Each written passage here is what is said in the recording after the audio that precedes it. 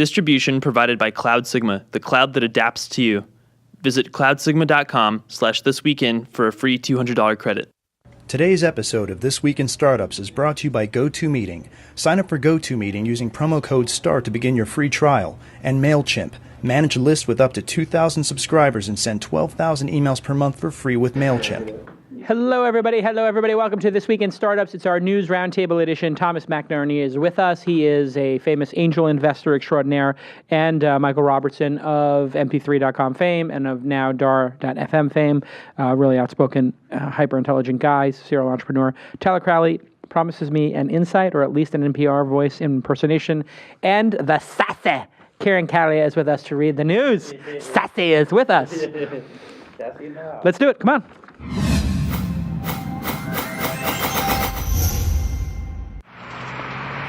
That's what it's all about, man. They said money is the root of all evil. But funny how it feeds my people. We ain't gonna live like equals until we get the money, spend the money, and defeat you. Yeah, money is the root of all evil. But funny how it feeds my people. Yeah, we ain't gonna live like equals until we get the money, spend the money, and defeat you. Hey everybody. Welcome to This Week in Startups, the program where we talk about making things that change the world, being entrepreneurs. And I'm really working, I think I'm going to start my religion. You know, I saw the movie The Master. It wasn't that great. Weren't you raving about it on Twitter, no? I was raving about wanting to see it because I'm an L. Ron Hubbard, absolutely fascinated with L. Ron Hubbard. I sort of feel like that's my third act. And everybody's nervously laughing right now because it seems unbelievable. I think I want to start a religion based on entrepreneurship and being responsible and actually making the world a better place and not being so goddamn handicapped. The startups are not that entirely different from religions, are they? Apple as a good example. Absolutely not. And the idea of wanting to create and this act of creation and changing and making things better for our fellow humans, I think it's a pretty high order calling. And with me, Michael Robertson, speaking of high order calling, he's a guy who believes in individual responsibility. We have a lot of great tweets back and forth. Michael, welcome back to the program. How are you? Thanks, Jason. And absolutely, you should start your own religion, if for nothing else, for the better tax treatment. That's a very good point, actually. I think I could beat Mitt Romney's. Mitt Romney's paying, what, negative 13% tax? I'd like to get to negative 26. I think the ultra-wealthy should just be, like, given 10. This will be a part of my pitch. The ultra-wealthy should get 10% back from the poor for creating the jobs. It'd be like 110% tax rate. Michael's behind me. And of course, you're working on DAR.fm, and then you made that really cool interface. What was that interface where you can just type in your email address and get the audio file? Because that worked really well for me. Right. Well, we just launched UberTalk. Right. And that's a cloud radio guide of every show that you can listen to on radio right now. And this worked really well for me. Check this out. You go in here and you're like, oh, I like fresh air. You click you want to record fresh air, and then all you have to do is type in your email. So I type in like steep decline at Gmail. Really nice interface, by the way, Robert. And this is like so much better than the DAR.fm interface because it's so simple. Now you'll get an email. I just emailed it to you. Now you're going to get an email when Fresh Air, Tyler Crowley's favorite program. Yes. And today on NPR, Tyler Crowley with us, talking about humane tea leaf curation. Yes. Welcome back to the program. Thank you, Jason. Today we're drinking Adagio's famous sencha green tea. Now, no tea plants were actually harmed. These are cruelty-free harvesting of the tea leaves. Yes, they are. And so explain that process of how you can cut the tea leaves without the tea tree and bush crying. Right. Well, it's with a special pair of scissors. Right. Right. And these are certified cruelty-free. Certified cruelty-free scissors. Of course. Yeah, it's a very intricate process. Right. The gloves themselves are organic cotton. Free trade. Yes, free trade cotton. Right. Yes, and the denim that the workers wear is also... Every pair of denim they're wearing. Yes. One goat receives also denim pants, correct? A pair of pants, that's right. And the Republicans are trying to stop you. Mitt Romney said he wanted to kill all the goats and give all moms cancer. I think that's what I read last. Anyway, that's our... Anyway, very cool. I like this UberTalk. Everybody check out UberTalk.com. It's really tight, and it worked for me. And what's really interesting, Michael, is you can get an RSS feed of what you've subscribed to and then put that into your iTunes. And that's the ultimate hack, because then your phone is constantly syncing that, right? That's right. But hey, I have a different site for you because you're on the political vein. I want you to go to taxballoon.com. This is also one of my little inventions, taxballoon.com. Taxballoon.com. It's a good name. Wait, like a balloon of tax? There you go. Okay. So TAXBALON? Double L. Double L, double O. All right, double L. Okay, I got you. Enter your zip code. How much would tax go up in 2013? All right, 90232. Very good. I think we know where you're. Oh, adjusted gross income. This is Tyler Crowley. He's going to make $42,000 next year. I know that. And he's a renter. Wow, look at that. It actually calculates how much your tax is going to go up. Interesting. Oh, the Obama tax is in there too. Obamacare. Sure. And actually, the increase for California is crazy. Wow, that's very interesting. Everybody check out Tax Balloon. Thomas McInerney is with us. How are you, Thomas? Good. Serial angel investor. Of course, Klout was the angel investment that everybody made fun of you for the first year, and now for the last year, everybody is trying to buy your shares off you in the secondary market. Better lucky than good. It's been pretty amazing, isn't it, the Klout run? Yeah, it's been fun. From zero to hero. It's unbelievable. They just got this Microsoft deal we were talking about the other week. Yeah. And now they're going to be informing Microsoft search results. Right. And Google, where's Google in all of this? How come Google is just ignoring Klout? And how come Twitter is ignoring Klout? And then Microsoft's embracing them? Well, I think it's early for Google. I think Microsoft, in fairness, is being pretty aggressive with Bing because they have some catching up to do. Yeah. But they are doing it, and they're there, and it's clever, and I think they're thinking a lot about how social and search come together. Yeah. That's cool. Which is why Google launched Google+, right? They want to get those social signals into the search engine.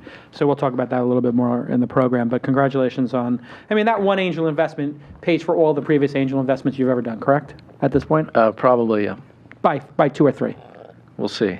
If you were to exit, I'm saying, based on what we know about the valuation today, if you were to exit today, it would pay for all of your angel investments to date times 2 or 3.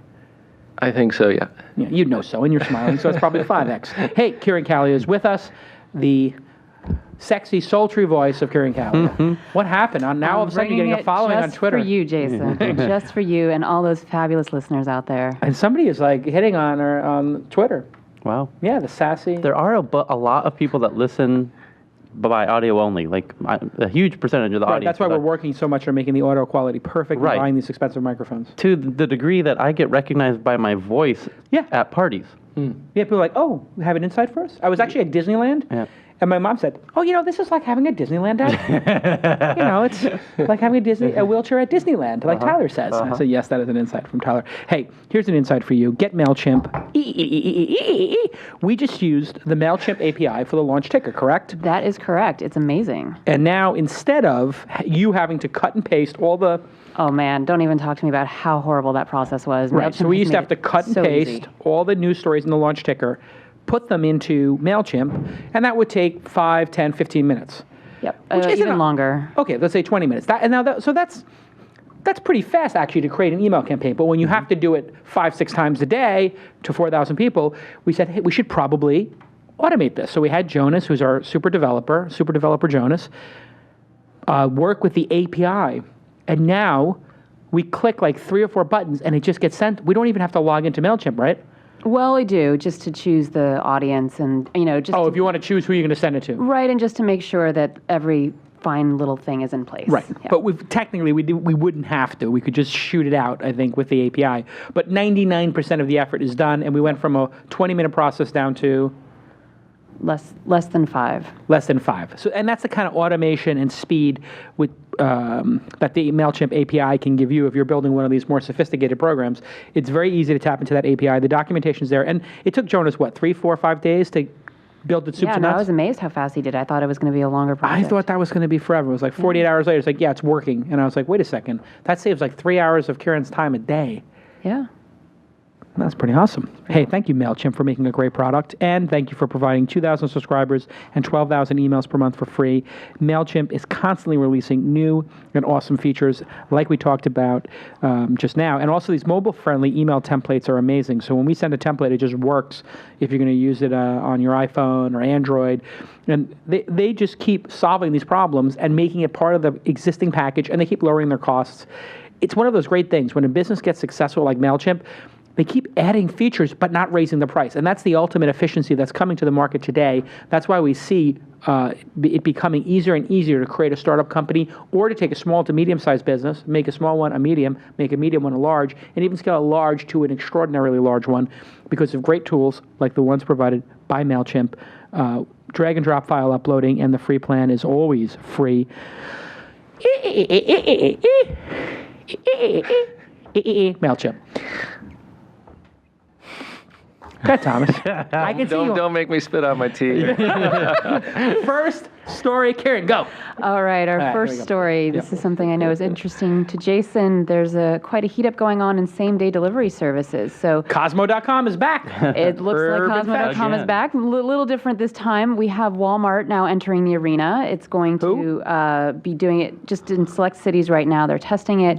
The interesting thing about Walmart is that they're doing the delivery from their own stores. They're going to be using UPS in every city except San Francisco, San Jose, where they will have their own fleet. And the cost is $10 flat for an unlimited number of items, and there's no minimum purchase. Now, Amazon is already in a few markets, and their deal basically starts at $10.99 for each additional item, though if you're a Prime member, it's basically just $4 an item. And then on top of that, we have eBay doing eBay Now, and that's in San Francisco only. And so you have to do it through the app, and you can get merchandise from Macy's, Target, Toys R Us, Walgreens, a bunch of places.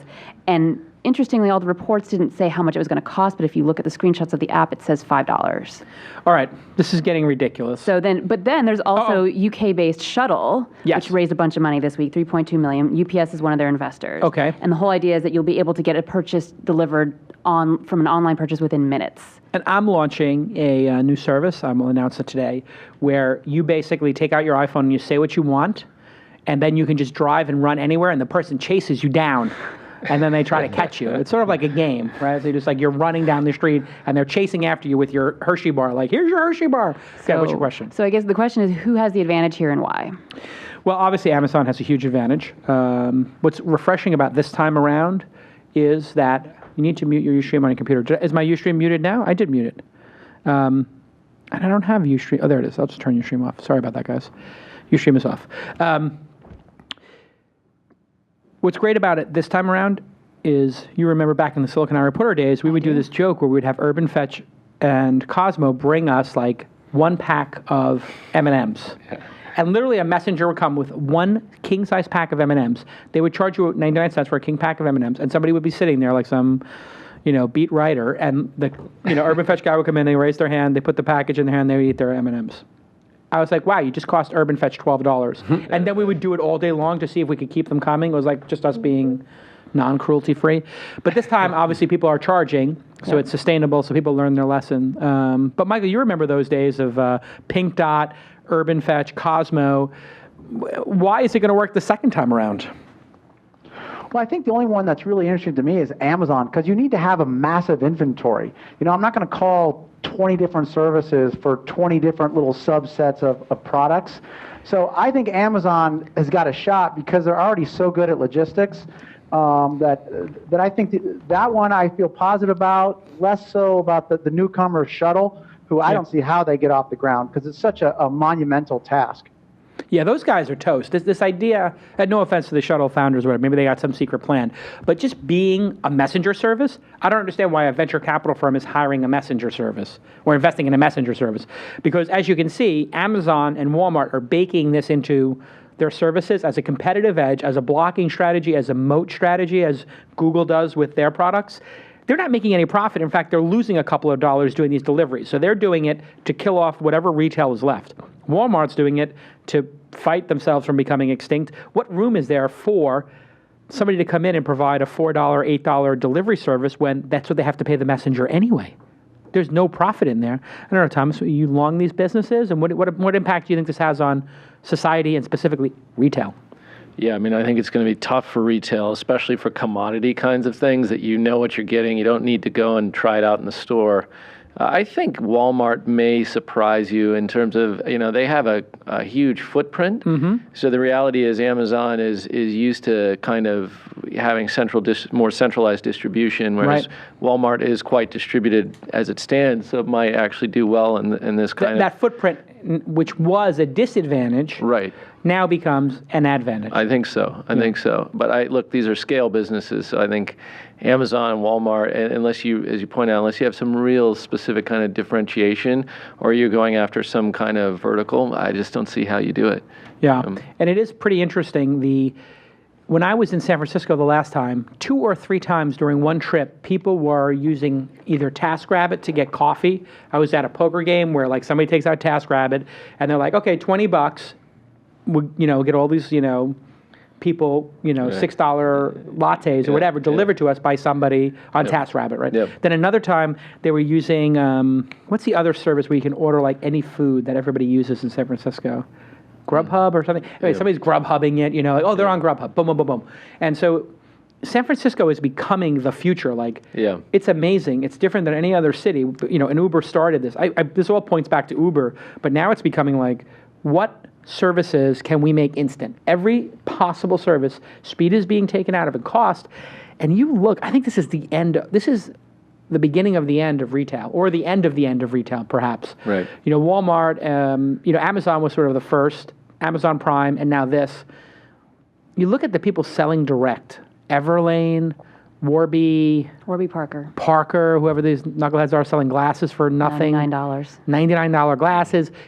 We're basically wiping out every retail job will be gone, and so will every retail location. I don't know what retail locations survive other than showrooms at this point. Exactly. That's the other thing. Best Buy, just yesterday said that they're going to match their prices to what's online, and they know that people are just coming in and using it as a showroom. I mean, they know that. They have to. But then is there any margin left? And I don't know. I mean, I think this is part of the end of employment. The end of retail is part of this end of low-end employment, and I think it's going to be something we're going to have to get used to as a society. Michael, are we going to be faced with double-digit unemployment as we get rid of the bottom 10% of jobs in our society through this kind of efficiency? No, come on. Technology always makes more jobs, Jason. Come on. Now, the ATM isn't ruining jobs. I know you and Obama think that. But no, here's what happens. Best Buy is eventually going to wake up from their slumber, and they're going to turn into a quasi-membership. Here's what I mean.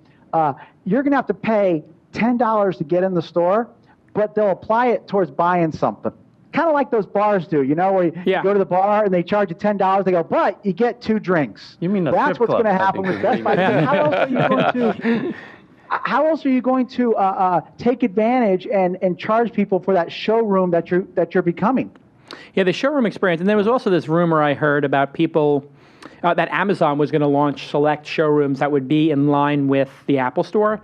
In other words, here's the highest end items, the best sellers.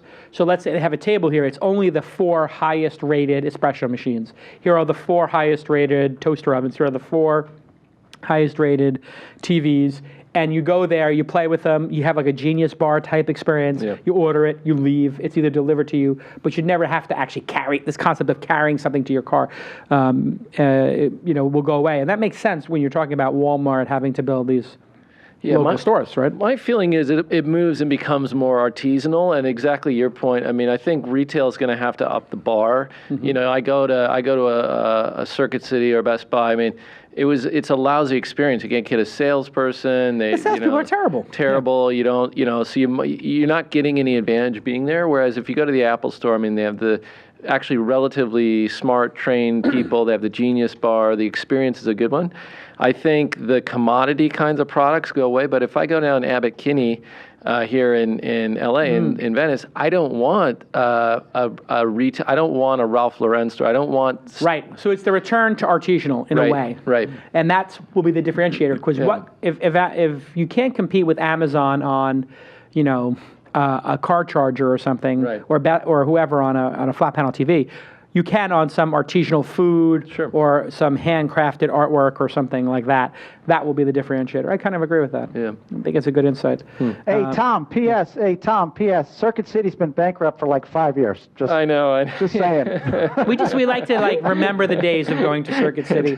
God, I remember the Wiz in New York. I'm old school. The Wiz or Crazy Eddie's. My God, this whole like, just like these, I think that our kids, just like they will never know a time before smartphones or iPads or email or the internet, like they're going to have this like very confusing concept of retail. Like you went to a store, like, and what do we do with all these malls? I think they're all going to be converted into housing or something like that as people move to the cities. There are already like some people reclaiming the parking lots and making farms out of them. I don't buy what Michael was saying. I think Michael was being a little bit facetious, but I really don't think a lot of these jobs are, as we make these things more efficient, you have 10 people can make Instagram, which entertains 100 million. Like the amount of people it takes to entertain a lot of people when you have a global frictionless environment. Gangnam Style is one video that has, delighted and wasted the time of 500 million people now. Right.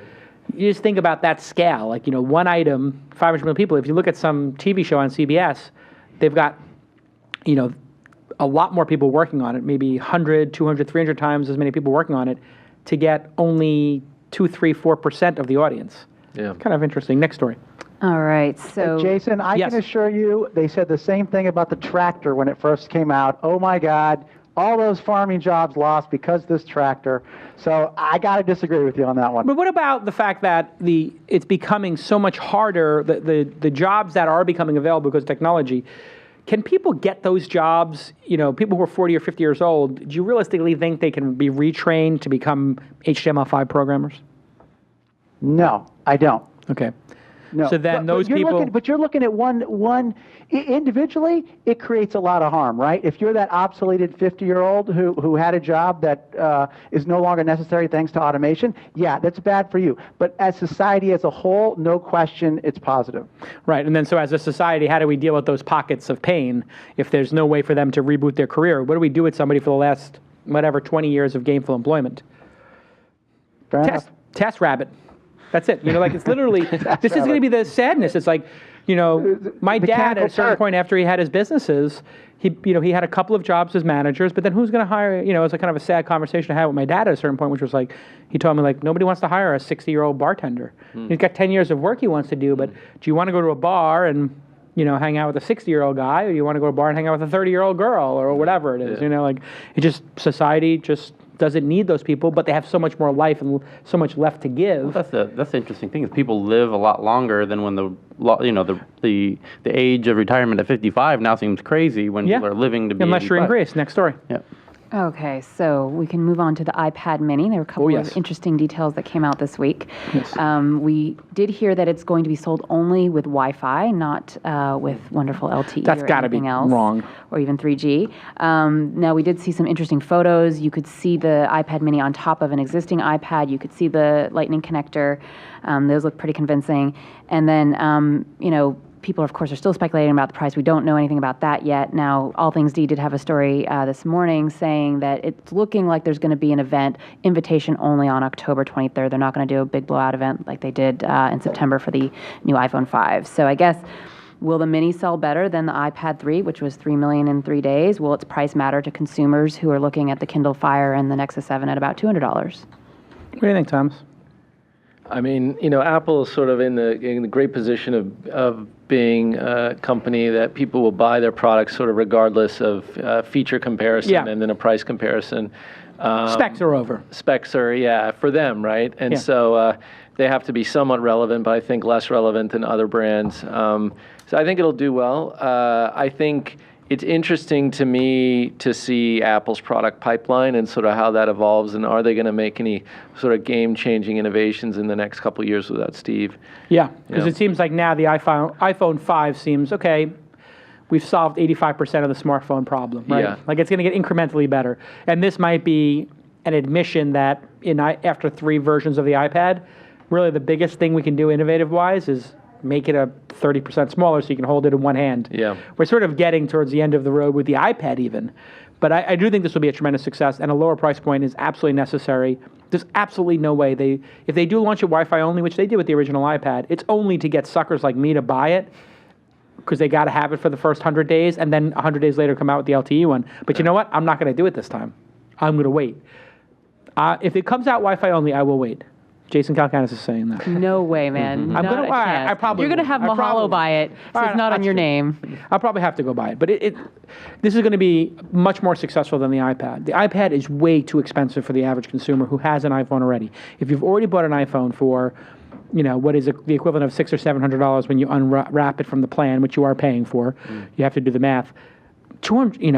An iPad at $600-700, and to get one at $250, that's a big difference. Kids don't own iPads unless they own their rich kids, own their parents' old ones. But even I'm not buying my daughter an iPad 3 for $600. I'm giving her the iPad 2 or iPad 1. Actually, she has.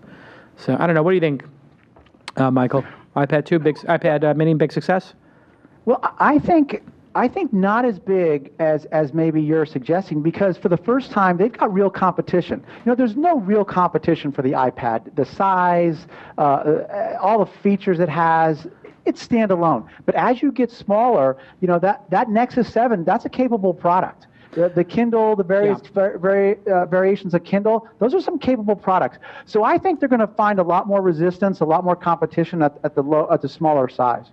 Yeah, you know what? I have to agree with you on that. I do think it'll be a tremendous success, but the Nexus 7, to say it's a capable product is even an understatement. It's $199. It comes with $25 worth of credits in the store, so it makes it essentially a $175 product.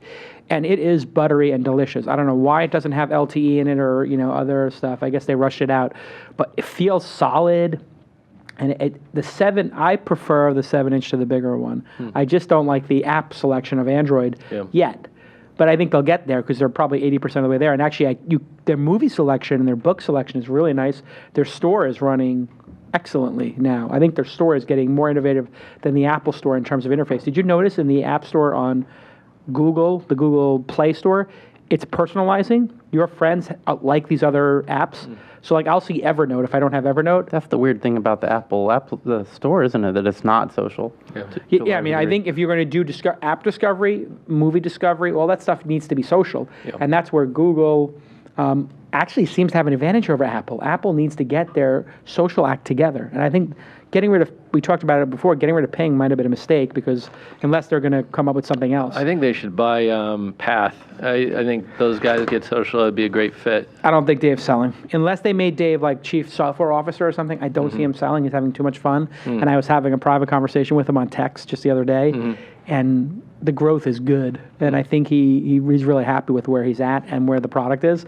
And also, he made a ton of money. I mean, a guy probably made, I'm going to guess, he came close to 9 figures or more on the Facebook sale, even at a half-price discount haircut. So why would he sell? To get another $100 million or $50 million from Apple doesn't change his life. But making Path into something that's better than Facebook, I think that does change his life, because he's playing for ego and legacy. And playing for legacy, a lot more powerful than playing for the short dollar. And hey, Jason, I think one of the most interesting aspects is the Lightning connector. From what I've read, there's actually an encryption chip in there. Yeah. Why did they go to Lightning? It seems to me that was for one reason and one reason only, and that is to basically take control of the third-party peripheral connector market. Yeah. Because they've literally put a chip in there that people are trying to reverse engineer. But if you don't reverse engineer that chip, you can't make Lightning-compatible connectors, adapters, decks, etc. I think that's a fascinating move by Apple to try to make more money from the add-on market. Yeah, that does mean they are doing that, and somebody says they've hacked it already. Yeah, I heard it was hacked. But I don't know if it's actually hacked or not. So I don't know if I buy it. But somebody said the Lightning connector has been hacked. We'll see. I think that's correct, and that shows at their end of the life cycle. If they're looking to the peripherals as being the place where they make their money, that could also signal which means they have to get the Apple TV. They have to make a TV. And glasses. Or glasses or wearables or something. There has to be some transformative product. Or not. I mean, maybe they just keep lowering the price of the iPhone, have more options on the iPhone, and they just build a bigger and bigger base. Either way, I'm very long Apple stock. If they don't ever release another product, literally if they don't release another product and they just make their laptops, desktops, iPhones and tablets, they're going to continue to grow as a company because they only have a small fraction of market share. Yep. Very small fraction of market share, even now. The tablet, they have a large percentage on a small base. On the phone, they have a moderate percentage on a huge and growing base. So there's so much more left, but they will have downward price pressure. Hey, let me tell you about GoToMeeting. That's how we're getting Michael on the line in that beautiful HD faces. Citrix GoToMeeting. This is a product. I literally logged into it just yesterday, and I saw all the meetings I have lined up. I got like 10 meetings lined up. It keeps your whole schedule in GoToMeeting. So it's like, oh, wow, look, there's the other meetings I saw on my schedule that people are booking. I use it day in and day out. Why? Because it works. And I was doing this call with somebody who was showing me this product. What's it called? Vocus. There's a product called Vocus that I saw that I want, like my PR people were like, hey, this Vocus thing is pretty cool. Check out Vocus. So I said, I'll check that out. But I don't want to take a meeting with the people from Vocus, right? I'm too important for that. I want to know somebody who's their client, right? So I said, hey, anybody use Vocus? Somebody pinged me. I use Vocus. I said, how long have you been using it for? He said, over a year. I said, great. Will you show it to me? He said, yeah. Boom. We set up GoToMeeting. And then I just handed him the presentation. I said, log in and show me how you use it. Show me how you work. And for like half an hour, he walked me through how they've used the products, all the hacks. This was one of the most productive conversations I've had in a couple of months. He just gave me his whole PR playbook, how they find the journals, how to do it, all through GoToMeeting. And if I hadn't been able to just hand over the thing, then I logged in myself and showed him what I was working on. And we were doing this like dueling banjos, handing back and forth control of the meeting. GoToMeeting works flawlessly, and it works on Mac, PC, iPad, and these are all free apps. I use it all the time. You want to go to GoToMeeting and use the promo code START. The promo code START. Let me tell you something. Meeting is believing. If you use it for a meeting, you will believe like I do. You will be a believer in the power of Citrix GoToMeeting. Thank you to my friends at Citrix, and I concur. Meeting is believing. Hit the try it free button and use the promo code START, S-T-A-R-T. Very important you do that. And if you've already signed up and you want to be a mensch and you want to just show them some love, go ahead to Twitter and just say thank you at GoToMeeting for making independent media like This Week in Startups possible. Next story. All right. So Eric Schmidt was on stage the other night with Terry Swisher and Walt Mossberg. 92nd Street Y. Yes. Okay. And they had a very interesting conversation. And one of the things that came out, of course, was that he said he would be interested in, getting Twitter in their search results again. They would talk to Yahoo about a search deal. Other tidbits, they won't give Motorola advantage over Samsung in terms of hardware. And they're talking to car manufacturers about putting the driverless technology in them. Mm-hmm. And, given the choice between being CEO of either Amazon, Facebook, or Apple, he would choose Apple because, frankly, it had the most cash. Now, did he laugh when he said that? Was that a joke? I was listening to the stream, and I think, he didn't really want to answer the question, but it was Kara who posed it to him, and she pushed it a little more. And he did come out and say, well, I've always respected Apple and, knowing Steve and that sort of thing. I think that's the worst thing a former CEO can say. Yeah. That's a big FU to your past team, and he's still the chairman of... Well, Google wasn't one of his choices in that list of three. Oh, I right. see. He was given the choice between Facebook, Amazon, and Apple. Oh, okay, that's different. So, you have to say... See, when you get that question, you have to refuse to answer. You got to be like a filibustering president. You're like, listen, I respect all those companies, but there's no company I want to, be in charge of other than Google. They're not even close to the opportunity Google has. And then they say, no, seriously, but putting Google aside, if Google didn't exist, which one? You say, well, listen, I can't answer that because I know all the stuff that's going on at Google that I can't talk about. And it's so amazing that really what Apple and Facebook are pursuing is nice, but it's nowhere near the level of what Google has in terms of opportunity. That's how you answer that question. That was a big FU, unintentionally, obviously, to his team and to Larry Page. And he probably had to go back and, tell everybody, like, listen, I shouldn't have answered that question. I should have answered it like Jason said. You never say something like that. You never say something like that. That's like, that would be the equivalent of like, hey, if you weren't married to your wife, of your wife's three best friends, which one would you rather be married to? If your wife ever asked you that question, you just can't answer it. I'm not interested in any of those women. Your three friends, your three sisters, your three cousins, whatever three supermodels? No, not interested. No, I can't answer the question. I'm sorry. I can't think of anybody but you, baby. You don't answer that question. All right, Jason. So the CEO question aside, is Yahoo or a Twitter search deal more likely, do you think? And is Larry a better CEO than Eric was? That's a great question for Michael Robertson. Go ahead, Michael. What do you think? Larry or Eric? Michael Jordan or Oscar Robertson, come on, that's a silly conversation to have. You know, they're very different. They're both extraordinarily capable. So, I mean, talk to me in 5 years. You know, we'll see about Larry in 5 years.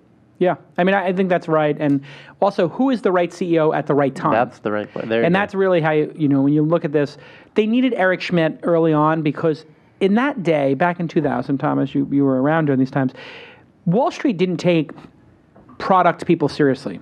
If you had a product person in charge of a company, they immediately thought of Apple pre-Facebook. Well, no, pre-Apple's comeback. Yeah. They thought if you put a product person, it was like putting Steve Jobs in charge instead of Steve Ballmer, instead of, a business person, instead of Bill Gates. So they didn't look at Bill Gates as a product person, they looked at him as a business person. Because Bill Gates' success was based on a couple of key deals, not really technological innovation. He cribbed most of the technology they did, from BASIC to Windows to everything. But when Steve Jobs became Steve Jobs 2.0 and he actually could produce killer products that then drove the market as opposed to killer deals that drove the market, that's when, Larry's the right guy now, Eric was the right guy then, Larry was the wrong guy then, Eric's the wrong guy now. Because people want to make the analogy between Steve Jobs 2.0 and everybody else who's in the market. And that's why you see this founder product bias. If you can't speak about the product, and that's why Marissa got the job at Yahoo, not, other people who would have, Scott Thompson, who was in charge. It's a terrible choice because he's a business wonky guy. Nobody respected his product chops. Everybody, whether it's true or not, or, and I guess some people will debate it, they look at Marissa as a great product person, somebody who makes great product. I happen to know she does make great product and she cares and she understands product. So, yeah. And what do you think, Thomas? How's the world changed? I mean, it's really it's a different world, isn't it? Yeah, I think you're right that at the time Eric had the maturity and the experience and to run a company that ended up being a public company. I think those guys were able to, both Larry and Sergey were able to play the right roles. I think Larry's going to be a great CEO. I think Google is one of the most interesting companies around. They're super innovative. I think they got a lot of room. Last time I was on the show, you mentioned the value of YouTube that's sort of, kind of hidden. I think they have a lot of great technology and assets that are, kind of under the water that people don't necessarily think about. Yeah, people just don't get what a juggernaut YouTube. If you told me right now I could own either asset, YouTube or Facebook, I would take YouTube. Sure, I get it. I think it's a bigger play. And I think, they need credit for catching up on Android. I mean, Apple, when the iPhone came out, I played with it for a minute and went online and bought Apple stock. I mean, to me, it was such a game changer. And the fact that Google could come back and that Android is take the majority of market share with Android. Whether they don't really control it the way Apple does. They don't control the ecosystem, but they do have number one in market share. That's incredible, right? From a cold start. Yeah. That's pretty impressive. Yeah. Well, Jason, just one point. I know back in the old days, it was fairly common for a founder to kind of get pushed out at a certain point for a mature, wise business person who actually would run a business while, a young founder just wanted to go build something and so he could go off and do that again. Or she. Exactly. Yeah. I think that was the model previously, push out the founder, make them chief product officer and put in a more seasoned CEO who could scale the business. But now what people are realizing is you can buy people who can scale a business, but you can't buy product visionary. That's like 1 in a million or 1 in 10,000. Scale people? God, every year Harvard graduates and Stanford graduates how many MBAs who understand scale? There's so many of them. They're just scale's a dime a dozen, whereas in a product dog race, if you have to go up against Dave Morin on a path, or Ev Williams with Medium, and his track record, or Jack Dorsey with Square. I mean, you just look across the product landscape. I mean, the people who make product today are just so good at it. So focused. The best tech companies are founder-led, right? Apple, Google, Microsoft, Oracle, Facebook. All of those companies are founder-led, and so Yahoo, not so much. Well, AOL, not so much. Yeah. So those things are suffering. Next story. Okay, so we were just talking about Jack. Well, we all know Jack has officially stepped back from Twitter. That came out in a New York Times profile of Dick Costolo, in fact. And then Jack felt the need to correct the record, if you will, and say that this is actually something that had been planned all along. And he gave his direct reports back in January already, and he's only at Twitter on Tuesdays and focusing on on Square now. Sarah Lacey, she quickly accused him of revising history, pointing out he had told Fortune this was a long-term plan. She also had her own sources, and she just kind of had a more general attitude that you can't do two companies at the same time. So can an entrepreneur ever run two companies at the same time? And do you think Square suffered while Jack was away? Well, an entrepreneur can run two companies if they have great teams. So Steve did it with Pixar and Apple. Jack did it with Square and Twitter. Elon Musk is doing it. You can do it. Not sustainable, though. Yeah, I mean, I think there's an expiration date on, and it depends. If you're launch, as an example, launch, like I've contained that. I'm not trying to make that into SpaceX. I'm trying to make it something boutique-y while, Mahalo/Inside.com is the big thing. So, I mean, yeah. But I think Sarah is probably more right than anybody in this situation, that there's some revisionist history. And if things had gone really well, probably Jack would still be doing it, but maybe there was some tension over, hey, this person's not here that often. This is all different. Everybody can have a different view of the same situation, sure. And that's what typically happens here. And it's a delicate situation because they need Jack involved because he is the face of Twitter and the creator of it. But you can't have somebody there part-time and splitting time. So it's a very delicate situation. And a lot of the stuff they're doing is probably more Dick Costello's doing and less Jack-esque, if I can use a word. So like the cutting off the developers and moving towards, this sort of hardcore approach Twitter's taking, I bet you Jack doesn't buy into, heart and soul. So there's probably a little bit of tension over that. And these guys have done a good job of just smoothing it over and controlling the press. And Sarah's probably stirring the pot a little bit with good information. She had a very public back and forth with Jack Dorsey over Twitter, and I actually put that in the ticker. Yeah. You can just read it for yourself. I mean, he was definitely not giving in on what she said, and she said, I can go dig up the sources right now. I mean, everything's out. You can't. What do you think, Michael? You run two companies concurrently. You've done it before. Yeah, and it wasn't a good experience. So my inclination is that. Two companies. I mean, it's hard enough to run one, Right. So I'm with you on this one. Yeah. What do you think, Tom? It's just incredibly hard. I mean, maybe for a time, you think about Steve and Pixar and Apple, and you could argue with Pixar, maybe you want a little bit of Steve. Too much Steve is too much Steve. So maybe too much Steve in a creative place like Pixar, it could just make everybody creative leave and cry. Right. So which they did have to throttle, I think, Steve at Pixar to make sure he wasn't crushing the souls of the creatives. Yeah. So maybe a little piece of the magic of Jack and certain product stuff was good, but to sustainably to run it is just too hard. Also, they're both becoming rocket ships, so it's like you have to. It's one thing if they're one's a boutique thing and it's not meant to be huge. If you own a cafe and you're running an internet company, that's one thing. Like your cafe is your side project and your company's your company. But this is a case of not only that, it's a product person. So then if it's almost like, well, if he comes up with a great product idea, which company gets it? Yeah. And that's why Elon Musk was talking about making a holding company for Elon Musk companies.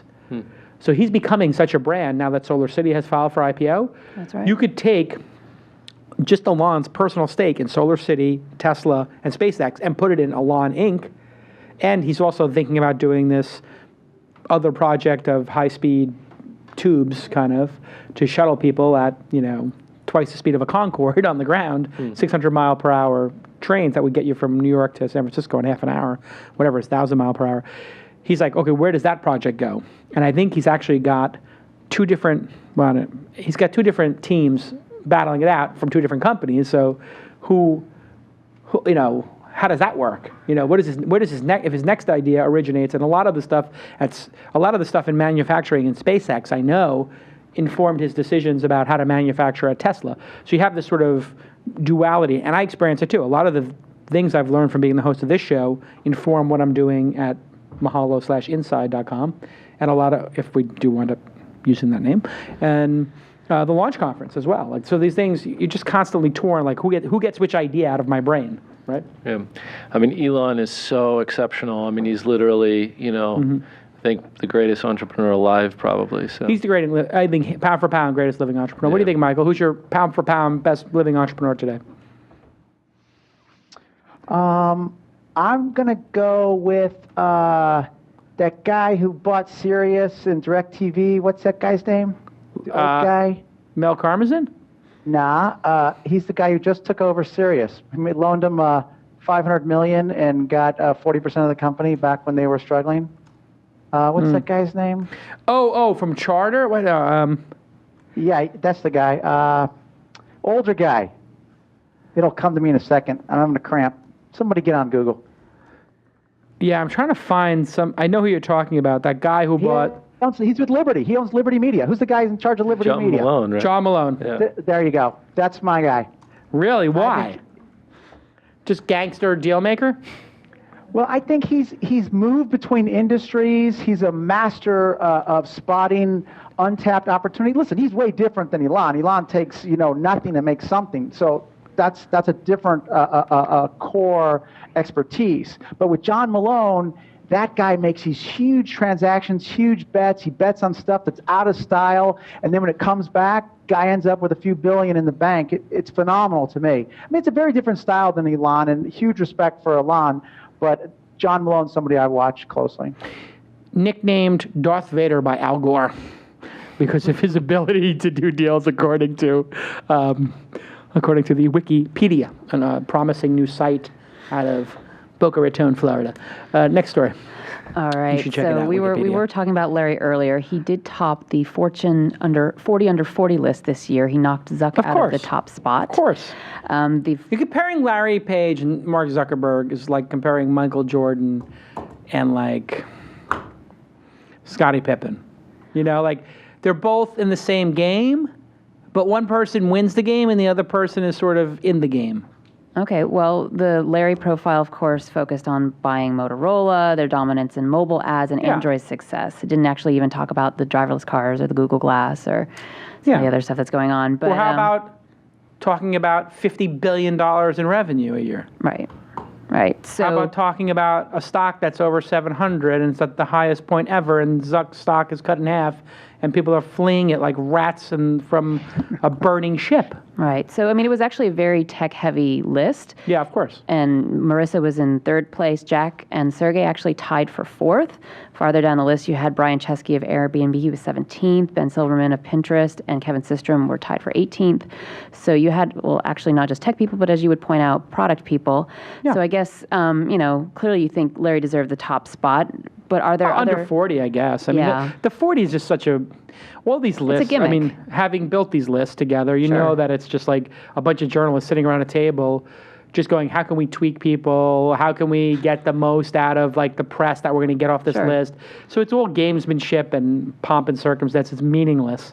What really matters is that, what is the quality of the products being made by these individuals ultimately? And then what's the success of their businesses. Okay, so which young startup founder do you think is underrated, who doesn't get nearly the attention maybe he or she should? Dave from Path. Okay. I think he's just like crushing it on a product basis. Actually, who's most underrated would be your boy Joe from Klout. I agree. I mean, I think he's so understated. He listens more than he talks. He's an awesome guy. I had him on the program. The guy is like, he's got no media. He's not a natural He's not a natural speaker. Yeah. So he needs to go to like media training, which in a way was exactly Zuck's thing. Yeah. So you can tell when you talk to Joe from Klout, the wheels are moving, but he hasn't yet been able to present the idea with, the panache that a Jobs could, right? Oh, God, yeah. So there's so much upside. If he just, you got to send that kid to media training and then just let him shine. But he'll get there. I saw him on TechCrunch TV the other day, and he's much better. Good. So that's a measure of a CEO, too, is how quickly they improve. But yeah. And it's much, listen, if anybody can add the polish, being a great salesperson, you can't add the other product thing. That comes just from a certain innate place and instinct, I think. You're right. Yeah. Anyway, list, who cares? Does Michael have Michael, any thoughts on this list? Well, I was on the list once, and my advice to all those guys is frame that sumbitch. Guaranteed you're going off the list. Guaranteed. I'm 45. I'm off the list. So financially or age-wise, it will catch up to you. But my vote would be Angela Sotera, CEO of DeviantArt. Yeah. very quietly has built the top, 40, 30 web property. They're profitable in LA. Doesn't get much attention because they're not in Silicon Valley. But he's a young cat that I think is definitely someone to watch. When I did mp3.com, he flew to the first conference. He was so young, kid was 14, had to come with his mother, no joke. But that's how long he's been doing this stuff, and it's really showing. He's building a nice little property there with DeviantArt. Yeah, and it's like I don't think people even understand what DeviantArt is, but it's a bunch of artists sharing their work, but it becomes a fascinating place to spend a little bit of time, because if you were looking for, say, like you were a fan of Iron Man, and you go search DeviantArt, like you will find all this fan art of Iron Man that is just like, this is the greatest stuff I've ever seen. Like, there are people making art all around the world. This kid over here, who is this kid who just made this gorgeous Loki versus Iron Man artwork, and this thing has become a juggernaut. Look at this gorgeous artwork being made around the world, and they've just figured out a way to consolidate it. And then you go find the artist, and you jump, this kid, Andy Park Art. Where is he from? He's from the United States. Who knows? But this guy's got 250,000 page views on here. He's been on the site for 5 years, and he has got a lot of artwork on here.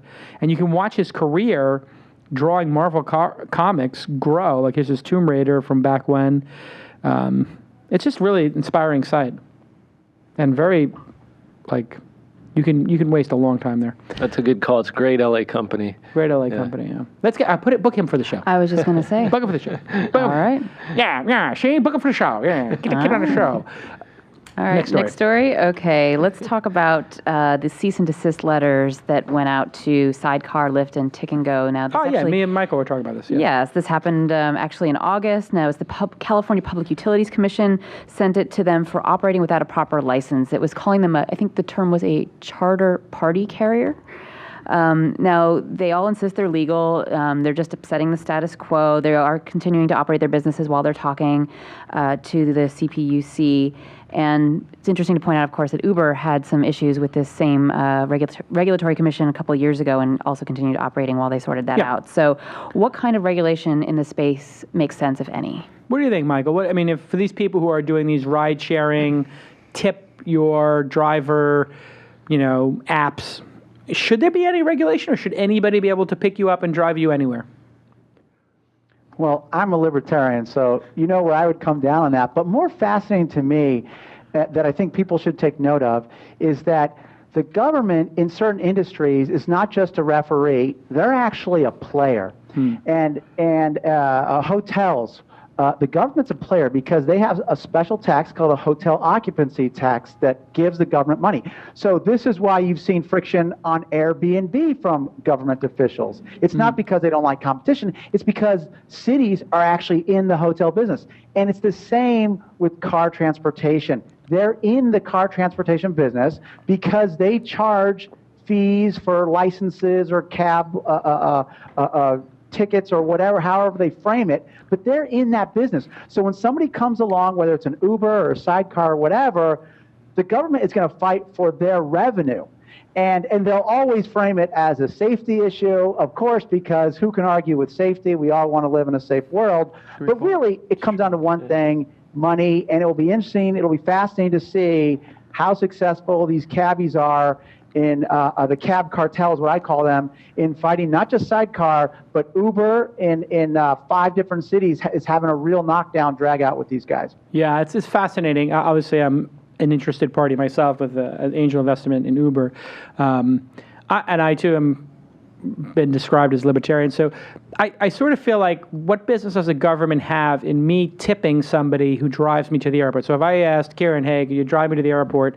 And this happened, I remember this in my youth, like I would ask somebody, I'm like, I'm going to drive to the airport. I'm taking a cab to the airport. It's $40. And I remember people saying, can I drive you for 20 when I was a kid?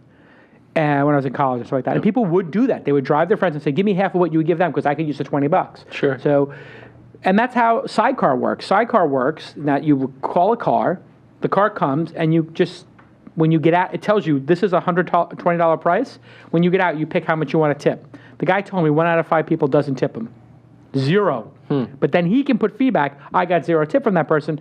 That person can then be considered a bad tipper in the system when they ask for a ride next time. So it's kind of genius in that way. I will say The guy who picked me up was in a 10-plus-year-old car. The seat was like, when people put the seat back and they're laying back, so he's driving like this. He's driving like this down the 280, and he's talking to me the whole time. So he's leaning over like this. Hey, yeah, no, it's been great. And he's, some people might say that I like to drive fast or on the faster end of things. This is the man who floored the Tesla out here in Culver City. You are the biggest wuss of a passenger I have ever been in a car. Oh, absolutely. I'm like holding the thing. We get any airport we land at, we get in the cab. Oh, yeah. Guaranteed. He's like, can you please drive a little more slowly, a little more steady on the road? Please? I'm getting seasick back here. Hold on. We might have to pull. There were times where we had to pull over. That's because I get car sick. Yes, but I'm just not. But you drive like a maniac. But I don't drive like a maniac. Let's not get that on tape here in case I ever get in a blowout accident. You don't drive. Yeah, actually, I'll take it back. I'm going to be in front of some judge, but like, your friends say you drive crazy. No, it's not that you drive like a maniac. You drive very fast. I have driven fast before my daughter was born. Right. I stopped since then. True. Well, no, on occasion, when I'm in the car. There's a difference between going from 0 to the speed limit and accelerating quickly in an electric car than exceeding the speed limit. I agree. I don't do the latter. I do the former. But here's the thing. This was a dangerous ride. The guy was totally not qualified. But I got the ride for $45, and Uber would have been $100, and a regular black car would have been $200 or whatever. So I wouldn't do it again because I can afford the Uber price, and I wouldn't want the danger, but I understand that the market needs this. And so I think that Michael makes the right point, that they're just over-regulating because they have an interest. And the CEO of SideCar did reach out to you and say, he tried to get me to, and I was like, listen, I don't want to fire the guy. I've only taken one ride in this. They're like, who was the driver? I was like, I've taken one ride in the service. You haven't. You know who the driver is. But I just wrote them back. I was like, please do not fire the driver. Please do not penalize the driver. I was just trying to give feedback as a journalist and as a writer, not get somebody fired. I don't want somebody to lose their job. They need their job or whatever. But reviews can make that better, right? And so you can review, and then over time you'll be able to see. Right. And you can just say, only show me drivers that are 4-star or better. But I've had cab drivers in San Francisco fall asleep at red lights. Of course. Because they're so overworked. And that's the BS of it all. They're trying to regulate these guys, but meanwhile they're doing a terrible job regulating the people they've been regulating for decades. Yeah, and they're not regulated, they're protected. Yeah, exactly. Michael's right. And that's where I think Uber, watching them, they've been successful in every one of these situations with these lawsuits. And the way they win is they take the populist approach that you're stopping competition and you're keeping prices artificially high, and they win every time. Yep. They won D.C., they won New York, they won Boston, they won Chicago, and I believe in all 4 of those cities. I don't speak for the company, obviously, but just from what I've read, all 4 of those cities, I think they had some level of resistance, and I think they crushed it each time. Kirin, am I right? Yeah, they haven't been defeated yet. Right. So, I don't think you can defeat it. And people have the right, who's the government to say, I can't take a ride with somebody and then tip the driver? Really? Is that government's role in my life? And if we have all these people who are out of work and there's more competition, there's more availability, fine, These people need jobs. Creates efficiency, basically. It will drive helps the environment like crazy. Well, here's the thing, though. If you have lower priced options, more people will take it. So there are people who do not specifically go out on a Friday night because they say, a cab's going to be this amount. Yeah. And then they say, I'm not going to drink at night so I'm not going to have the bottle of wine at dinner because I can't afford a cab home and I'm going to be driving. So you know what? Screw it. I'm going to drink a bottle of wine at home. So now if they can get a $10 cab ride instead of a $30, they can bring their own bottle of wine. They can get the wine delivered through, same day through Amazon, whatever it is. All these things are going to lead to more consumption. Yeah. One other nuance to add on this is Uber's actually incredibly self-regulated internally in who they allow to drive. Of course. More regulated than any... astonishingly so. If the taxi commission were to try to fire people based on these things, it would take 20 different letters and, because... The general manager for Uber LA is a dear friend of mine. Yeah. We go on rides together because he doesn't have to pay, and I tag along, right? Sure. So he's testing the service. Sure. And the nuance, the degree to which the standard that they insist out of those drivers, if the guy isn't incredibly friendly, he's let go immediately. I gave a bad review, and I don't know if they fired the person or not, but I had a guy basically lie to me on Uber, and I never told the story publicly, but I requested the driver, and I saw he accepted the job. Then I looked back at the map, and he wasn't moving. So I called him. He said, "Yeah, don't worry. I'm on the 405." I said, "The map shows you just north of the 10, 2 exits over from the 405. I need to get to the airport. if you are delayed or you're getting gas or something like that, I just need to know because I'm going to drive myself. No, I'm on the 405 Wilshire exit. I'm like, but the map doesn't show you there. He goes, yeah, the map on Uber always breaks. And I'm like, really? You're telling an Uber investor who's used Uber 100 times that the map breaks? And I was like, this is straight up lying. Yeah. And right as I told him that, and I laid it on I see him start moving. As I'm on the phone with him and getting off the phone, he starts moving. And so then I call him. I was like, okay, where are you now? He's like, I'm at, I call him like 5 minutes later. He's like, oh, I'm at Wilshire and I'm at Montana exit. This is like 10 minutes later. I'm like, okay, I'm showing you at the 405, getting on the 405 entrance. You're stuck in traffic. I know that entrance ramp. It's really, Yeah. He basically lied to me. So I basically wrote back that this was the first time I'd ever been lied to by a driver about ETA, and this is a serious problem. You need to talk to This was in L.A. He started texting me back because he had my text because I had been texting with him. How dare you, give me 1 star? And he started yelling at me. So then I told Uber, like, by the way, not only did the guy lie, he was belligerent when I gave him a poor rating. Oh, guaranteed he was late because you can't. And I'm like, and that's the case. I had to side with Uber. Like, I don't want somebody else to have that experience. So the driver can see what rating you give him? Yes. I didn't know that. Yes. Oh, yeah. They're laid off on a 1 star. But you can't see what rating they give you. Yeah, I think they can't. Maybe they called him and said that he got. Maybe that may have been what happened. Okay. I don't know if he sees my review or they called him immediately and said what happened. That because I know that my account is marked VIP. Like I think they have like VIP markers on certain people. Yeah. So. But doesn't that make you want to give a good review even if it wasn't amazing just because you don't want that person to lose their job? I don't want the person to lose their job, but I also don't want people to have a bad experience with Uber, which I'm an investor in, or I don't want other customers to suffer. So it's sort of like a Yelp review where if you have a bad experience at a restaurant, don't you, I don't know how you guys feel, but when I have a really bad experience in a restaurant, I feel more loyalty to the Yelp users than I do to the owner of that business. And I feel like I have to warn the other Yelp users. What do you think, Michael? Well, I think Uber's going to win all of their political battles, and here's why. They have a secret weapon. You know who a huge constituency of theirs is? Politicians. Politicians flying back and from to D.C. or Sacramento, they're not leaving their car for 2 weeks at the airport. They're one of the big Uber passengers. So Travis is very smart. He knows this. And when he finds friction in Chicago, in D.C., or whatever, that boy looks up politicians.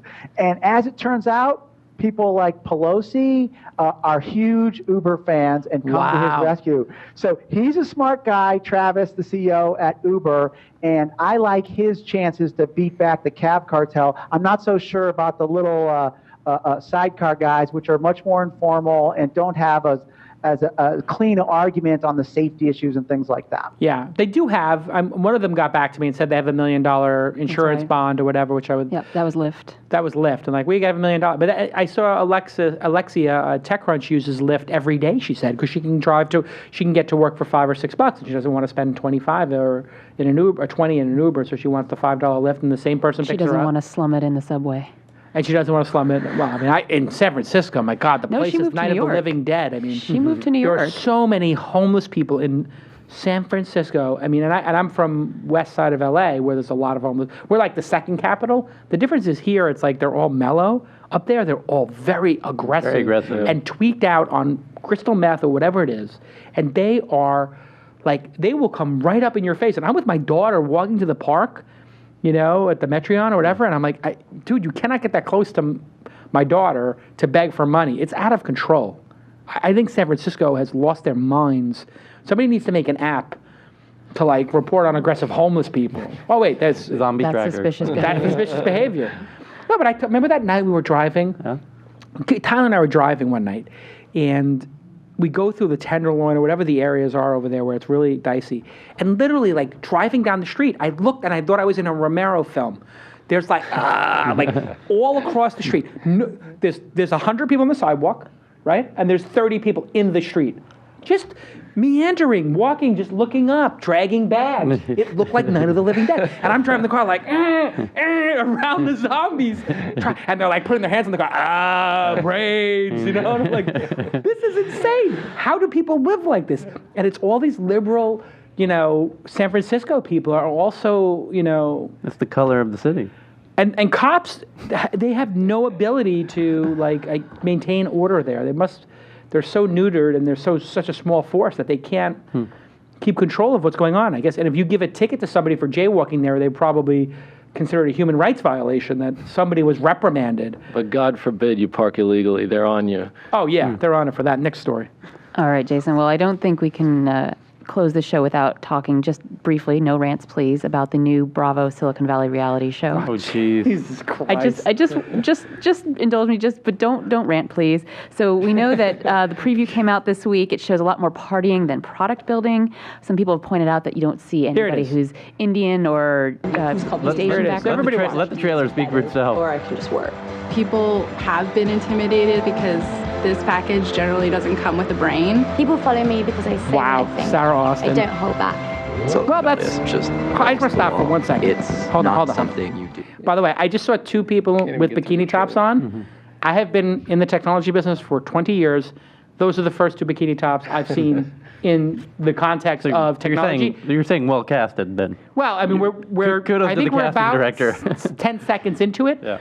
And those are the first two bikini shots I've seen in the. Have you seen anybody in a bikini in the industry? Oh, there are loads of hot babes. What are you talking about? No, in a bikini in a business setting. I'm kidding. Right, exactly. I'm like, no, I'm not saying there are not beautiful women in the industry either. Don't start emailing me. And I'm not. I said I'm not making any judgment. I'm just making a judgment on the fact that I saw two bikini tops in 7 seconds, and I've seen none in 17 years. Are you saying they're pandering to the audience? Here we go. Keep going. Let's keep going. Kill yourself, Bravo. If you don't want to roll the dice. So if you're not aiming for something $1 billion or larger, why waste your time? Oh, God, kill yourself. That looks terrible. I mean, it's so douchey, like... Devote my entire life to technology. I know Sarah. She was the Rocket Boom girl, right? Daydream. Don't think Sarah is the Rocket? Wasn't she on Rocket Boom for a while? Sarah Austin. I'm here now and I'm gonna make an impact. I don't know if Sarah did Rocket Boom for a while. She lost a lot of weight. She really got herself together. Yeah. Yeah, I mean, they cleaned her up for the show. Daydream. My company. Who is that douchey guy? We have to up our game even more than ever. The future of the world is in our hands. And we're not sitting back and letting it pass us by. The other interesting thing. The future of the world is on our head. Woo! Really, yeah. You and Elon Musk are fighting to save humanity by getting us to Mars and by getting another round of mojitos. Congratulations. What a disaster this is. What a complete, utter disaster. Can be really taken aback by how opinionated I am. But yes, we're all taken back by how intimidated you are with your track record of nothing. While you talk to the other girl in the bikini who has zero track record. We're so intimidated. The bloggers, the engineers, and then... All right, just... Surprisingly Caucasian casting there. Well, that's one of the... Silicon Valley is surprising. Yeah, hold on a second, Tyler. You're onto something. Let me check this out here. This looks like the cast from... that Glee? Yeah, it could be Connecticut Housewives' kids. They look like they're all a bunch of like... It's a good-looking group. Yeah, this is Darien, Connecticut. Well, Hermione's an immigrant, right? She's not American. Is she? I don't know. Yeah, England. That's yeah. Technically, I'm saying Caucasian. I think that makes you Anglo. Yeah. Yeah, but they did have an immigrant. Just pointing out. It's if they're from if they're from Dublin, they're still white. By the way, I don't know if that really counts. Well, when they came to this country in the 19th century, Irish were considered black. It's 6 white people, 3 men, 3 women. I don't know any of them except for Sarah Austin, and she's very nice. And Hermione. But she's a podcaster. Do I know Hermione? She does the video for the Next Web. She's done a lot of stuff. I mean, she's basically, of the women, 2 of the 3 women are podcasters. Like, they're hosts. That really doesn't mean that they're in the technology industry. Well, she and her brother were building something, and I actually put that in the ticker not too long ago, and they were making this scale. Her brother is the technical one, and she was... Oh, this is the scale, where you balance yourself and do your weight? Right, and you can just put any smartphone in it, and it's basically just a very sophisticated piece of plastic, and so that's why they can make it that cheap. And they want it to be able to be like a scale already, and then there's the Fitbit makes Not everyone's going to buy a weaving scale. No, I know, but those scales are getting down in price to like $25, so really that's the best they can come up with is they came up with the scale that I put my iPhone in? And that you can do exercise on and weigh yourself on. It wasn't just like a scale. Anyway, so they're basically making Kickstarter products that nobody wants. They did that on the show. I don't know what the other products are on the show. That's the one that's been revealed so far. This will be, I guarantee, cancel one season. If that lasts more than one season, not a chance. You know also that Kara Swisher had a profile of Randy Zuckerberg that came out in Harper's Bazaar this week. And I did see that. So, I like Randy. I mean, Randy is hoping also that this show gives her a little bit more cred in Hollywood, not just as a technical Silicon Valley person. So, I mean, is this show as bad as everyone thinks it is? Is there anything that's going to be redeeming about it? It's stupid. I mean, clearly it's dumb, and clearly it has absolutely nothing to do with Silicon Valley. And it's by Bravo. I mean, Bravo is just like stupid. I mean, if it was done by Discovery or it was done by ABC, you know, like you might expect it's going to have some redeeming quality. Like ABC does Home Makeover, or Fox does Gordon Ramsay. You have some level of expertise, right? But I can tell you, as somebody in the industry, these are not experts. These are not successful people. So what they've made is, I guess, like the Jersey Shore version of Silicon Valley, of the technology industry, more than an expert-driven Shark Tank where Mark Cuban's got some credibility. If they had Michael evaluating ideas, or Thomas, if they had Michael, Thomas, and I evaluating internet ideas, working with entrepreneurs, it would be too boring. What is it like, Tyler? It's like a velvet painting of the Last Supper. Inside from Thailand. It's like a velvet painting of the Last Supper, which is to say, the Last Supper is a masterpiece. It's like the master. Okay, I think when you say a velvet version of a velvet painting of the Last Supper is a incredibly important piece of artwork. Yeah. But when you make it out of velvet, yes, you're basically making it out of like what you would make the dogs playing poker. Correct. Painting out, which is the least valuable. Or Elvis. Or Elvis. It's the least valuable piece of artwork. Right. So if you applied the least value to the highest value thing, and you looked at it through that lens, yes, that's how bad this looks. It's going to distort people's perception and perspective of what is really perhaps the most important thing going on in the world today, which is what's happening all around Silicon Valley and every city around the world is trying to duplicate. It's certainly making a huge impact on what's going on. Huge impact. Yeah. It's changing. It's amongst the industries making the It's what our grandkids What do you think, are gonna Thomas? look back Did they at. ask you to be on it? Or did you have too much substance? No. You would have been great on this. Come on. Man. Come on. I mean, look. They're not going to ask They're for it, taking okay. huge artistic liberty, obviously. They're trying to take a business that, frankly, is not that sexy, and it's a lot about hard work and detail and, you know, grinding it out. I'm trying to make it about bikini parties. Yeah, and try and make it interesting for a broader audience in America. I get that, but, you know, it's not a reality show, put it that way. Right, it's very far from reality. Michael, when they approached you, you turned it down. Why? Is it true or not true that you were considering getting surgery to make yourself look better in the bikini shots? True or not true? This reminds me of that movie. Do you remember that movie Startup.com from 10 years ago? Yeah, Klout. It was awful. It was terrible. Did you think that was terrible? Yeah, I wasn't a fan of the film. Right. I mean, this is going to be the same thing, and it's just going to be awful. No space on the DVR for that because it's all full of Honey Boo Boo. You guys watch Honey Boo Boo? Honey Boo Boo Child. It's the child abuse channel, right? This TLC? That is fantastic television right there.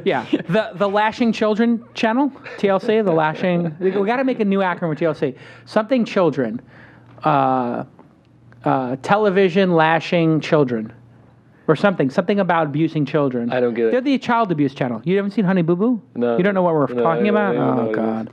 So anyway, just to catch you up, Honey Boo Boo, they had a show called, I'm very up to speed on pop culture. There is a 6-year-old beauty queen named Honey Boo Boo. She was on a show called Toddlers and Tiara. She drinks. She's got a mom who is 1,000 pounds overweight. Wow. And who feeds her own daughter a combination of Red Bull and Mountain Dew and other energy drinks before she goes on stage. Wow. And then the girl talks about being like, $1 makes me holler or something. Here she is. I'm 6 and I'm a beauty queen. The other guys must be crazy if they think they're gonna be me, Honey Boo Boo Child. I'm super silent because I do pageants. That's Honey Boo Boo Child.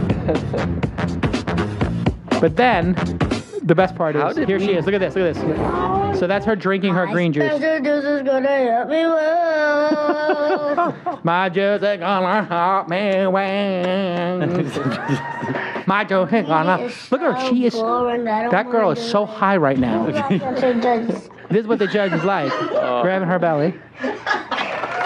My juice is kicking in right now. Her juice is kicking in right now. So this girl... I mean, like, literally with my daughter, like, my wife and I are having conversations over, like, what type of food she should eat, like, the nutritional profile. I mean, we're like, Reggio, Montessori, and then I just think about humanity. Like I'm putting all this effort into trying to, make my daughter a great global citizen, and this is going to be her effing roommate. Or like she's going to like get a roommate when she moves to New York and leaves, and like this is going to be her roommate, right? And then all my parenting is going to go down the drain when this knucklehead's child is, my daughter meets this knucklehead child when we're at the Four Seasons in Maui. Probably not Yale or the Four Seasons. All right, well, anyway, she's going to be rich. She's obviously going to be richer than me by doing this. And then this is her mom, who is just absolutely the worst mother in the planet. Not because she's phenomenally overweight and disgusting and but just like she lets her children do anything. Like they just eat. Oh God, it's the worst thing ever. They did a great. Did you ever see the movie Idiocracy? It is literally. It's literally Idiocracy. Like this is what makes guys like Michael Robertson like crazy, is because we're trying. Like we have this whole like John Galt thing going, right, Michael? Personal responsibility. How does this make you feel? Because you're a personal responsibility guy. You're a self-made guy. Your mom, you told me on the show, you didn't grow up wealthy or affluent. You made your own way in the world. When you see this kind of horrificness being celebrated on television, what do you think? I'm thinking it's going to be real tough for her to learn HTML5. Yeah. This person is not going to be employable. I don't wish anything bad on anybody. I guarantee you that this is like Dana Plato level abuse. Remember Dana Plato from Different Strokes? Different Strokes. Yeah. She wound up. Was she the one who wound up sticking up her own dry cleaner when she was high, and then she OD'd? I think that's the one. I think she OD'd. She tried to rob her own dry cleaner. Like she went to the dry cleaner like high and was like, "Give me all your money." And they're like, "Dana, your clothes are right here. We know who you are." She's like, "Give me all the money." They're like, "Dana, we're your friends. We've been cleaning your clothes for 20 years. We only keep like $18 in the store. Here, take it." I feel like the show has devolved a little bit, though, like the Bravo show we were making fun of initially. Listen, we have to always, at the end, everybody knows my technique now. At the end of the show, there's a little bit of candy for people who stick around. We do a little light fun stuff. Hey, last story, really quick. Okay, and I just want to point out that Techstars did a reality show last year on Bloomberg that was not very well received either. A lot of people said that, of course, selective editing and things like that, and it certainly wasn't trying to be anything like what Bravo's doing, but... I am in contract negotiations right now there's a big announcement. Press the announcement button. Special announcement button. We had a special announcement. Can you find that on the TriCaster? When you have it, just play it. We had a special announcement. You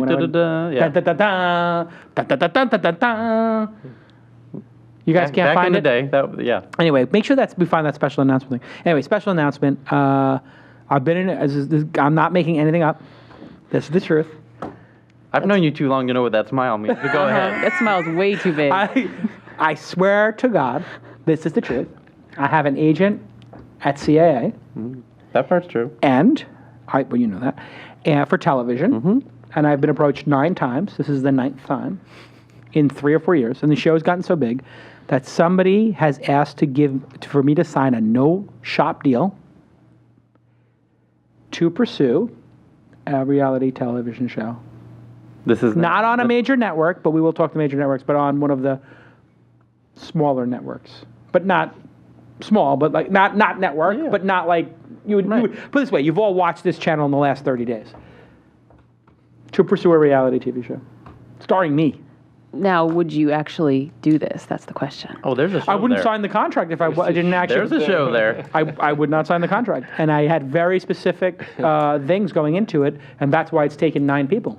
And I've been doing it in my spare time, but now it looks like the deal's done. I'm going to sign the deal next week, and we'll see. So it would be a short, like 10 episode thing. Yeah. So it wouldn't take that much time. I wouldn't have to quit any of my jobs. I would not quit this show, but I might have to take a 2-week break to do the tapings. Okay. So what were the restrictions that people were having a hard time meeting? Editorial control. Because I'm not going to let myself be made into something I'm not. So I basically wanted to do it a certain way. If people want to do it that way. Oh, you got it? Here, play my special announcement. Here we go. Da-da-da. They got it, and they press the play button. Special announcement. All right, you got it, but you can't press play. No, that's not it at all. That's a not so special announcement. That's like a puzzling confused. There was a special announcement graphic and the word special announcement, whatever. Oh, anyway. Hey, Jason. Yes, I just want to let you know that I just registered Here Comes Jason Boo Boo. Here comes right now. Hunter So if you Chow. need it, just let me know. Listen, and I can't wait for the here's my Jason honest drink, the here's my special honest drink. assessment of my reality television career. It's not going to happen. I am 95% certain it's not going to happen. I think there's I would, and if you asked me 6 months ago, I would have said 99.59s. I think there's a 5% chance this might happen because the success of Shark Tank since Mark Cuban has been on it specifically, and since these a number of people have approached Mark about doing something, and Mark Cuban said to the person, "I cannot do it. You need Jason." That's how this whole thing started. So, if it does happen, it's because of Mark Cuban, because he didn't want to do this other opportunity, and he literally told them, "You need Jason." He's like, and what he said was, he's like Dr. Phil with a little bit of Oprah and Gordon Ramsay. Like, he really played me up. Like, it was like, he didn't need to do that. So, thank you, Mark. If it does I think happen, you stand up to that. If it does happen, it's going to be like that. But it would be along the lines of like a Gordon Ramsay type situation. And I would only do it if like Gordon Ramsay has control. I don't want to have people like, I want to have final edit, basically, is what it comes down to. Muzzle tough, man. It's good. I don't think it's going to happen. So let's all get back to work and not get crazy. All right, well, then let's do one serious story to end the show. Interesting little development this week. A company called TWiST, which is selling secondhand clothing, is doing Isn't that like $1 million. Flip? Sort of. They're doing a $1 million restart fund. Basically, they're willing to acqui-hire a startup that came through, a YC, Techstars, 500 What's the name of startups. this? TWiST? TWiST. And, they're ex-Googlers. They have $4 million from SV Angel, Crunch Fund, Felicis, Lehrer. They've got serious investors. And they're putting up $1 million. They're offering cash and equity to a startup that hasn't gotten any traction. Now, the teams must have at least 3 engineers or designers, and they have to pass a challenge that they give them and reference checks, that kind of thing. And they're accepting applications right now. The offer expires either when they acquire somebody or by the end of the year. So it's kind of weird. So if they don't find somebody by the end of 2012, then I guess the deal is Sounds off. like a marketing. So is this was this a trend or a ploy for attention? And what is actually the best way to free trapped talent in a startup that's going nowhere? What do you think of this, Michael? Is this a smart idea, restartfund.com, restart fund, or is this just a brilliant marketing ploy? Well, maybe I'm not understanding it correctly, but are they looking to hire engineers, and this is a cheap way to get a team of engineers without paying an HR placement firm? Is that what I'm hearing? I think Pretty that's much, sort of what yeah. they're. I think they're sort of saying there's a lot of Y Combinator companies that are not working. Their business is working, so they'll give $1 million in cash and equity to that team to join their team. Exactly. After the team has to apply, they have to pass some tests, and there has to be at least 3 engineers/designers, so it could be more. So basically what they're saying is we'll give you $500,000 in equity in our company, and we'll give you each $100,000. Maybe they're saying we'll give you $700,000 in equity and a $100,000 bonus each for joining. That's how bad Listen, a recruiter is going to charge you 20%, right? That's going to charge you 20% of the salary. So as long as they're hiring less than 5 people or more than 5 people, it's a wash, and they get a ton of publicity. So probably a good idea, clever. I think it's a great marketing idea. I don't think they have any intention of following through on it. You don't think, So I think it's anybody will actually apply, or you don't think? I don't think anybody's going to apply. No. Nobody I mean, wants to maybe they shake. I'll tell you what could happen. And I do know this, being an angel investor now and looking at a lot of the.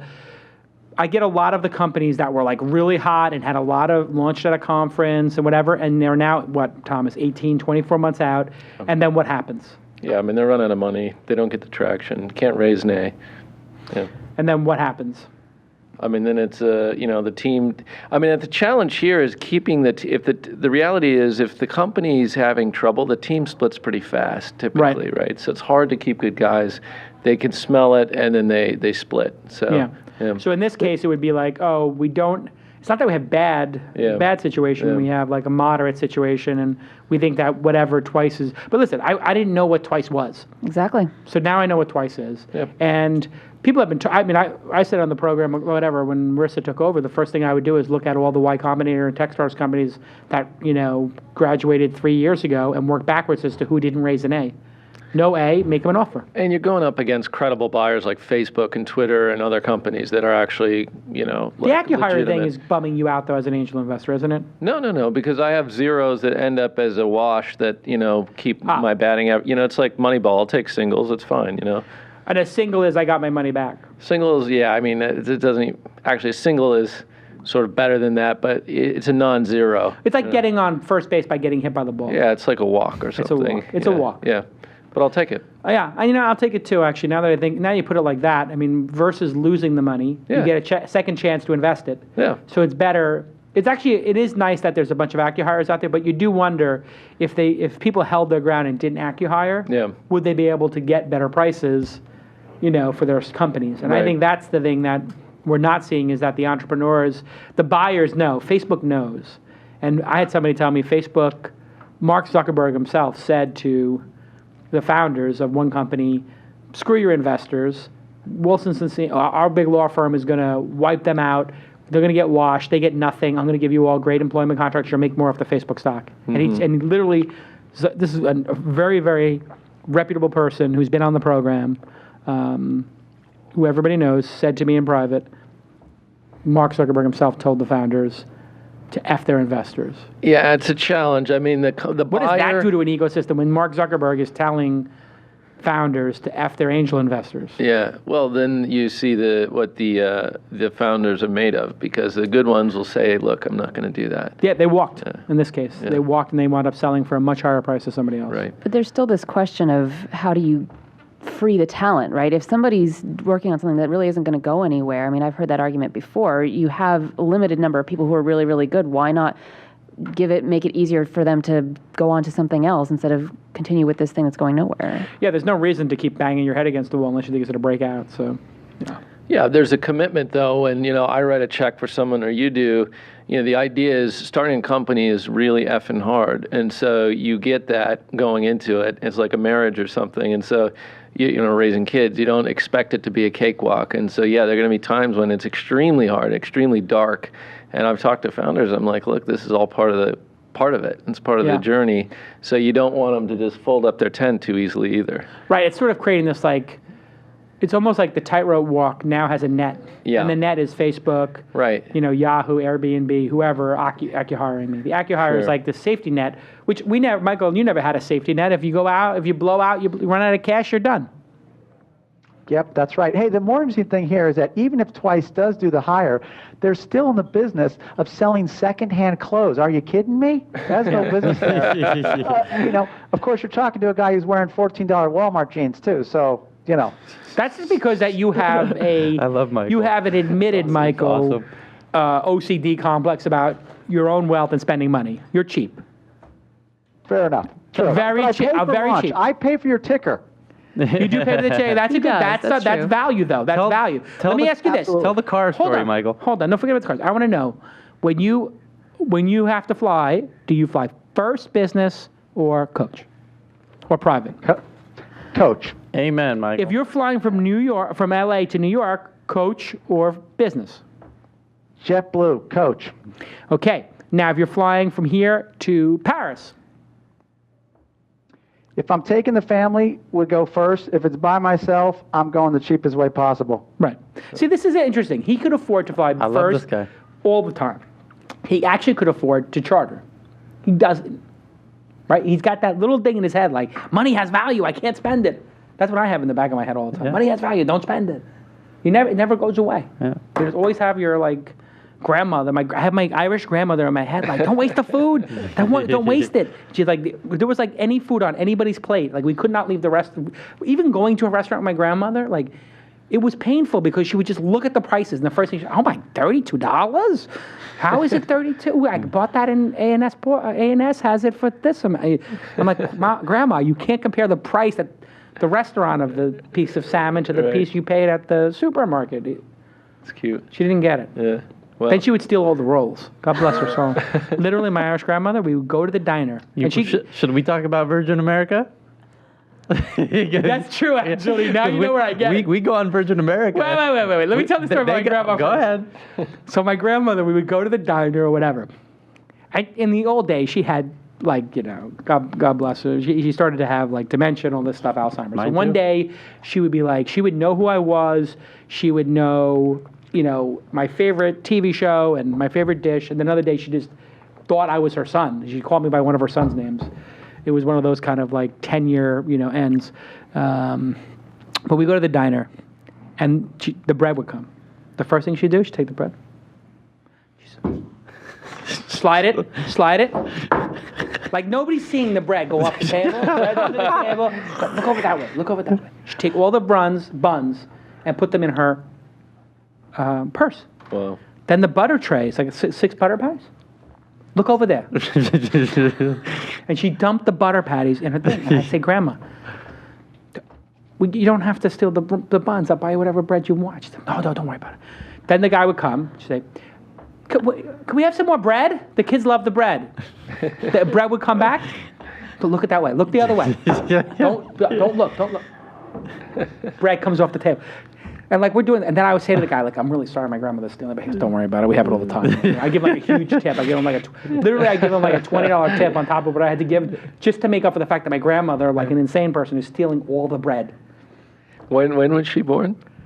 Do you know? She died when she died last year. She's 92 when she died, so 19. Yeah, before the Depression. Before the Depression. Lived through the Depression. Worked in a candy factory from the age of like 14 or 15 in downtown Brooklyn for nothing every day, wrapping candy like Lucille Ball did. Whenever she saw that Lucille Ball episode with wrapping the candy, she would tell me that's what she did. On the conveyor belt, wrapping taffy. That was her job. They would ration in the U.S. and stuff. They would ration chocolate, sugar. Oh, stuff. yeah. And then she always loved candy because of that. But anyway, you tell your story.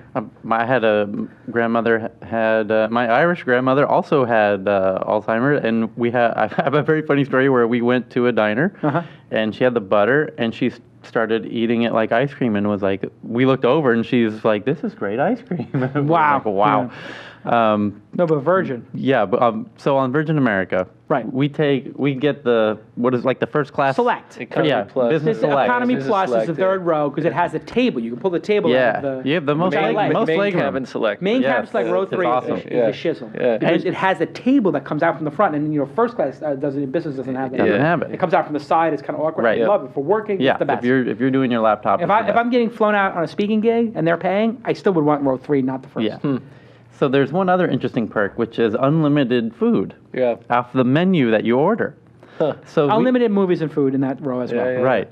So L.A. to San Francisco, for people who've never taken it, that's a 50-minute flight. 50-minute flight, yeah. Right. I mean, you're barely off the ground. Yeah. He gets on the flight. The plane hasn't moved yet. He's ordering 3 of everything on the flight. 3 jelly beans, 3 chocolate chip cookies. And he's elbowing me like, hey, order some of these cookies. And I'm telling him which ones to order. I make him order 3, or 2 or 3. And I'm like trying to sleep on the flight, as I always do. Don't bug me. Yeah. The flight attendant comes. Yeah, and the flight attendant knows what's up too. Yeah. But she hands it to me, and I just have to sit there like, God, I'm being such a cheap person. And she comes and she's like, 3 jelly beans? I'm like, yeah, that's me. Yeah. And you're giving them to me. He's like, you got any room in your bag here? Put these in your bag. 3, and then I'm like, well, these Illy Espresso chocolate cappuccinos, those are like $3 each. So I order 3 of those and I put them in my bag. Yeah. And she's watching me. I'm like, my kid loves them. I get it from my kid. But it is my grandmother in my head. Just telling me, like, you paid for those seats, get that value. Yeah. I know guys that charter though that'll clean out the bar. Oh, I've been on that too. I've been on that too. It's just crazy. That's so funny. It doesn't make sense. You're on a charter flight. It's like a $30,000 charter, $40,000 charter. You clean out all the drinks. Little mini bottles. Yep. There's 30 mini bottles. Yep. And they're taking the mini bottles and putting them in their pockets. The mini bottles cost $1 each. They're putting $30 worth of mini bottles in their pockets. I've been there. Listen, this has been an amazing show. Everybody follow MP3 Michael Robertson, great serial entrepreneur, lots of great opinions. And check out dar.fm.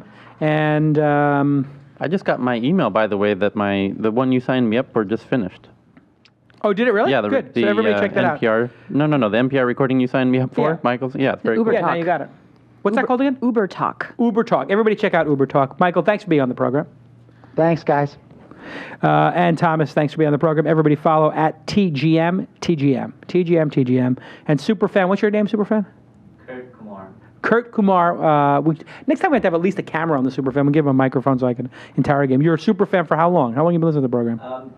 Superfan for maybe like 7 months. 7 months. You watch a lot of episodes? I do. You got a favorite?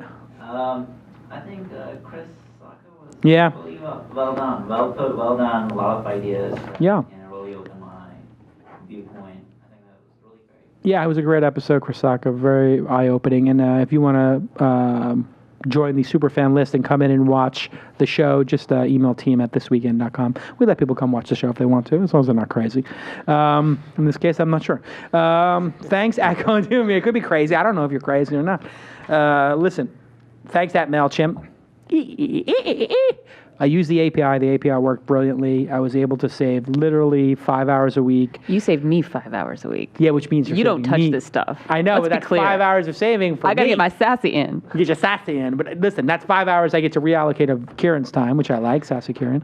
That's 250 hours they saved me with their amazing API. So thank you for saving me 250 hours of KK time. And thank you so much to GoToMeeting by Citrix. Meeting is, in fact, believing. They wanted me to say meeting is believing. They do want you to say meeting is believing. I love saying meeting is believing because I do believe meeting is believing. How many meetings have you been in, Thomas, where meeting is believing? Not enough. Really? Angel investing's a little rough right now, isn't it? Can we, before we split, Tom has a new thing going on. What? Investment. Well, I want to hear. What's the latest investment? Tell me. Well, no, not new investment. I mean his fund? Yes. Do you have a fund? Yeah, I work with a partner whose family started at Televisa and Univision. Yes, I remember. Yeah, it's called NALA, N-A-L-A Investments. Huh. And we're having fun, and we think about how tech and traditional media come together. Oh, wow. So, That's sort of my wheelhouse, too. Yeah. Let's talk after the program. I didn't know that. Thanks. How big is this fund? Thanks for the plug. Yeah, thanks for the plug. Is that like tens of millions or millions or tens of millions? How is that? It's kind of evergreen, but call it tens of millions. Yeah, I like it. All right, there we go. I have a podcasting network I want to tell you about. The show is almost hit 300 episodes, and it's doing very well. So I think we're at 296. This is 296. 296. Yeah. There you go. Yeah, episode 300. I'm going to interview Tyler. Listen, and we'll see you all next time on This Week in Startups. Bye.